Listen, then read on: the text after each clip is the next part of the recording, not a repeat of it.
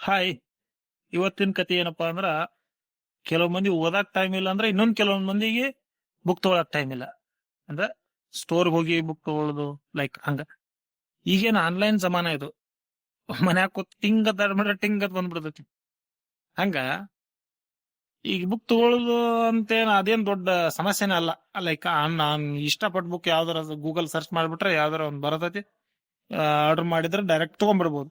ಆಮೇಲೆ ಬುಕ್ ಸ್ಟೋರಿಗೆ ಹೋಗಿ ತಗೊಳ್ಳೋದ್ರಿಂದ ಅಡ್ವಾಂಟೇಜ್ ಏನಪ್ಪಾ ಅಂದ್ರ, ಒಂದ್ ಅಡ್ವಾಂಟೇಜು, ನಾವು ಇದನ್ ಮಾಡ್ತಿರ್ತೀವಿ ಏನೋ, ಒಂದ್ ಬುಕ್ ನೋಡಕ್ ಹೋಗಿ ಇನ್ನೊಂದ್ ಬುಕ್ ಕಣ್ಣಾಸ್ತೀವಿ, ಅದು ಚಲೋ ಅನಿಸ್ಬೋದು.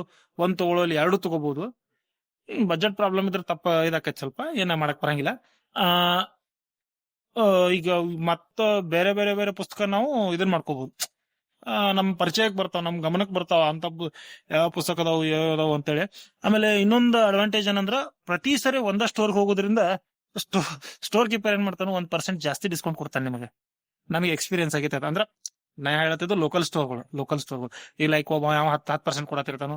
ಒಂದ್ 10-15 ಸರಿ ನೀವು ಅಂಗಡಿಗೆ ಹೋದ್ರಂದ್ರ, 16ನೇ ಸರಿಗೆ ಏನ್ ಮಾಡ್ತಾನು, 1% 10% ಕೊಡತ್ತಿರ, 11% ಕೊಡ್ತಾನೆ ಡಿಸ್ಕೌಂಟ್. ಇದು ನನ್ನ ಎಕ್ಸ್ಪೀರಿಯನ್ಸ್ ಇದು.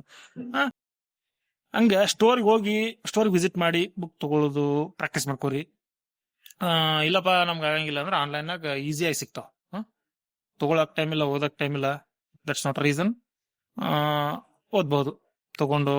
ಅದೇ ಹೇಳ್ದಲ್ಲ, ನಿನ್ನೆ ಹೇಳಿದ್ದೆ ಒಂದು ವಿಡಿಯೋದಾಗ, ಒಂದು ಅಟ್ಲೀಸ್ಟ್ ಒಂದು ಪೇಜ್ ಡೈಲಿ, ವೀಕ್ಲಿ ಒನ್ಸ್ ಅದನ್ನ ಇದನ್ ಮಾಡ್ಬೋದೇನು, ಡಬಲ್ ಮಾಡ್ಕೊಂತ ಹೋಗೋದು. ರೈಟ್. ಬಾಯ್. ಬಾಯ್ ಸಿಂಬಾ.